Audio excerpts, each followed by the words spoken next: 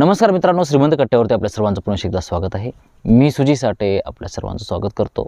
कसं माहिती आहे का, आज मी जे तुम्हाला बोलणार आहे ना ते खूप महत्त्वाचं आहे। इनफॅक्ट माझ्या आयुष्यामध्ये तर त्या गोष्टीची खूप व्हॅल्यू आहे आणि मागचे कित्येक वर्ष झालं मी त्या गोष्टीला जगतोय, रिअलाइज करतोय, म्हणून ती तुमच्यासोबत आज शेअर करतोय। कसं असतं माहिती आहे का, आपल्या आयुष्यामध्ये आपण सतत लोकांना प्रेझेंटमध्ये राहण्याबद्दल लेक्चर देत असतो की आयुष्यामध्ये आपण प्रेझेंट राहिलं पाहिजे, फ्युचरचा जास्त विचार नाही केला पाहिजे, पास्टचा जास्त विचार नाही केला पाहिजे। पण हे बोलणं सोपं असतं, पण ज्या व्यक्तीला ॲक्च्युअलमध्ये आयुष्यामध्ये प्रेझेंट मिळालं आहे ना त्याला सगळंच मिळालं आहे आयुष्यामध्ये। प्रेझेंट मिळणं ही एवढी साधी गोष्ट नाही आहे, त्याच्यासाठी साधना आहे, त्याच्यासाठी कष्ट घ्यावे लागतात। बोलणं सोपं आहे, मी प्रेझेंटमध्ये जगतो वगैरे वगैरे, भरपूर लोक दावा पण करतात मी फक्त प्रेझेंटमध्ये जगतो वगैरे वगैरे, पण प्रेझेंटमध्ये सुद्धा ते दुसरीकडेच असतात। मोस्ट ऑफ दी लोक भरपूर ॲक्टिव्हिटीज करत असतात आणि स्वतःला व्यस्त ठेवत असतात आणि त्यांना वाटत असतं की मी प्रेझेंटमध्ये जगतोय, पण ते पण प्रेझेंटमध्ये जगणं नाही आहे। प्रेझेंटमध्ये ज्यावेळेस तुम्ही जगत असतात ना त्यावेळेस तुमच्या डोक्यामध्ये काहीच नसतं, यू जस्ट एम्प्टी। तुम्हाला फक्त तुमची जी ब्रीदिंग असते ना तीच तेवढी जाणवत असते आणि just empty, just observing everything, आणि दॅट इज व्हेरी इम्पॉर्टंट। लहान मुलांना देखील माहीत असतं आयुष्यामध्ये की पोहायचं कसं, आणि ते सांगत असतात आपल्याला पाण्यात जायचं, उडी टाकायची, असं हातपाय हलवायचं आणि इकडून तिकडं जायचं, मस्तपैकी मी करू शकतो, माझ्यामध्ये ताकद आहे वगैरे वगैरे। लहान मुलामध्ये तो कॉन्फिडन्स असतो, पण ज्यावेळेस तेच लेकरू पाण्याजवळ जाताना ते प्रचंड घाबरायला लागतं, त्याला कळत नाही आता कसं करायचं।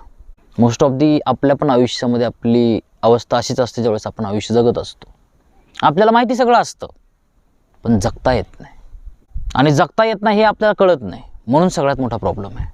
खूप धन्यवान आहेत ती लोक ज्यांना कळतं की यार मला जगता येत नाही आहे आणि ती लोक त्या गोष्टीवरती काम करतात आणि पुढे जात राहतात, पण आपण तसं करत नाही। आपण समोरच्याला ब्लेमिंग करतो, ह्याच्यातच हा प्रॉब्लेम आहे, त्याच्यातच तो प्रॉब्लेम आहे। इनफॅक्ट आपण त्या व्यवस्थेमध्ये एवढे इन्व्हॉल्व्ह होऊन जातो ना आपल्या लक्षातच येत नाही की चालू काय आहे माझ्यासोबत। आपल्या आजूबाजूला एक व्यवस्थेचं जाळ आहे, हे तर तुम्हाला माहितीच असेल। काही नियम्स आहेत, प्रोटोकॉल्स आहेत, ते आपण सगळे फॉलो करतोय। म्हणजे लहानपणीपासून आपल्या ज्या काही चालीरीती आले, जशी आपली वाडवडील राहत आले तसंच आपण गोष्टी जगत असतो, फॉलो करत असतो, आणि त्या गोष्टींना आपण प्रश्न नाही करत की असंच का तसंच का वगैरे वगैरे, आणि प्रश्न करावाचं देखील आपल्याला वाटत नाही, कारण आपली अपब्रिंगिंग तशी झालेली असते, तो आपल्या आयुष्याचा एक भाग बनलेला असतो। आणि त्याच्यामुळे काय होतं माहिती आहे का, आपण त्या व्यवस्थेमध्ये अडकलो जातो, आपल्याला पण लक्षात येत नाही की जे चालू आहे ते का चालू आहे, कारण सगळे असंच करतायत पण मी करतोय, आणि आपल्याला ते चुकीचं नाही वाटत। सायकोलॉजीचा स्टडी सांगते, जर 10 लोक एखाद्या पद्धतीने वागत असतील ना तर 11व्याला पण तसं वागणं हे सोयीस्कर ठरायला लागतं।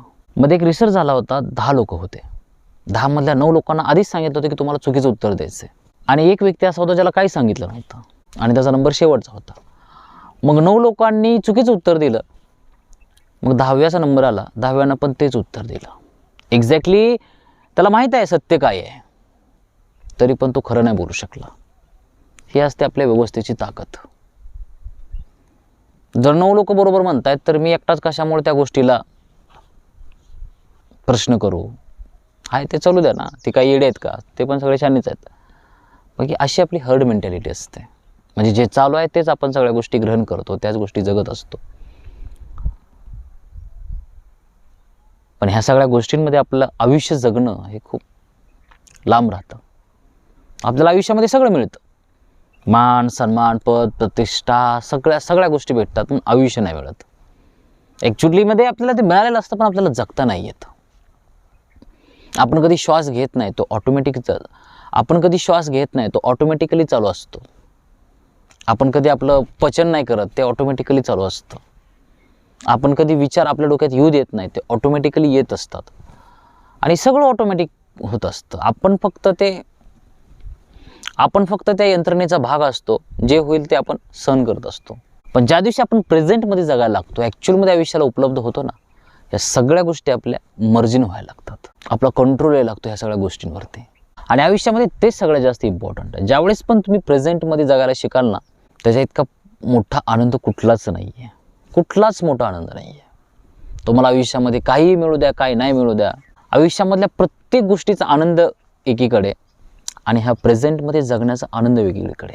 कारण बाकीच्या सगळ्या आनंदाला एक टाईम पिरियड असतो, पण हा जो प्रेझेंटमध्ये जगण्याचा जो आनंद आहे ना त्याला टाईम पिरियड नाही आहे, तो परमनंट आहे। आणि एकदा जर का तुम्ही स्टेबल झालात, स्थिर झालात आणि ह्या आनंदाला उपलब्ध झालात, तर तुमच्यासारखा राजा माणूस कोणी नाही आहे, कोणीच नाही आहे. पण त्याच्यासाठी आपल्याला प्रश्न पडले पाहिजेत, आपण साधना केली पाहिजे. साधना म्हणजे आपण आपल्या स्वतःसोबतच लढलं पाहिजे. आपल्या डोक्यातले विचार, आपल्या आयुष्यामध्ये येणारे अडथळे, आपल्याला कुठल्या गोष्टी लांब घेऊन जात आहेत, सगळ्या गोष्टींवर आपण काम केलं पाहिजे. हळूहळू शांत बसून सगळ्या गोष्टी शांतपणे समजून घेतल्या पाहिजेत, चिंतन केलं पाहिजे.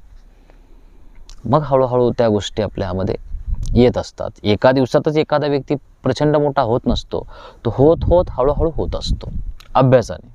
पण ते करणं खूप महत्त्वाचं आहे आपल्या आयुष्यामध्ये. नाहीतर ते आपण नाही केलं ना, आपल्याला आयुष्य मिळालं पण आपण असंच घालवून टाकलं छोट्या छोट्या गोष्टींमध्ये. पण ज्या दिवशी आपण प्रेझेंटला उपलब्ध होतो त्यावेळेसच मग आपल्याला त्या आयुष्याचा खरा आनंद मिळायला लागतो, खूप भरपूर. मग आपल्याला कोणाला सांगता पण येत नाही की मी किती खुश आहे, कारण त्याचं मेजरमेंट नाही आहे. फक्त आपण ते फील करत असतो आणि तेच आपल्यासाठी खूप इम्पॉर्टंट आहे. ॲक्च्युअलमध्ये आयुष्याने आपल्याला प्रत्येकाला प्रेझेंट दिलेला असतो. आपण जर लहान मुलांना बघितलं ना तर ते प्रेझेंटमध्ये जगत असतात. त्यांच्याकडे काय नसतं तरी पण ते आनंदी असतात, प्रत्येक गोष्टीचा आनंद घेत असतात, प्रत्येक ठिकाणाला ते नव्याने बघत असतात. पण आपण ते हरवून जातो. आपण जसं जसं मोठं होतो ना, जे आपल्याला शिकवलं आहे त्या पद्धतीनेच आपण ॲक्ट करायला लागतो. आपण व्यवस्थेसाठी, समाजासाठी, सगळ्यांसाठी जगतो, पण स्वतःसाठी, आयुष्यासाठी कधी जगतच नाहीत. आपण जगणं विसरून जातो. पण ते पुन्हा स्वतःला डिस्कवर करणं, पुन्हा आयुष्य समजून घेणं हे खूप महत्त्वाचं असतं आणि त्याच्यासाठी आपण प्रयत्न करायचे असतात. आणि ज्यावेळेस आपल्याला ह्या गोष्टी कळायला लागतात मग आपल्याला आयुष्याचा खरा आनंद मिळायला लागतो. अदरवाईज आपण काही जरी केलं, किती जरी अचिव्हमेंट आपण मिळवल्या, तरी पण आपण आतून रिकामीच राहतो. जोपर्यंत आपल्या आयुष्यामध्ये प्रेझेंट नाही मिळत आपल्याला, तोपर्यंत आपल्याला आयुष्याचा खरा आनंद नाही मिळत, एवढं सांगू इच्छितो. त्याच्यामुळे ना थोडं शांत व्हा, स्थिर व्हा. जिथं आहात ना तिथं राहण्याचा प्रयत्न करा. आपण असतो इथं पण आपलं डोकं दुसरीकडेच असतं, डोक्यात तिसऱ्याच गोष्टी चालू असतात. त्याच्यामुळे आपण फिजिकली एकाच ठिकाणी असतो पण मन आपलं तिसरीकडेच असतं. त्याच्यामुळे आहे त्या गोष्टीचा पण आपल्याला आनंद नाही घेता येत आणि हे सगळ्यांसोबत होत असतं. त्याच्यामुळे ना प्रेझेंटमध्ये राहायचा प्रयत्न करा. हळूहळू सगळ्या गोष्टी होत असतात, एकदम नाही होत. प्रयत्नांती परमेश्वर, एवढं लक्षात ठेवायचं. धन्यवाद.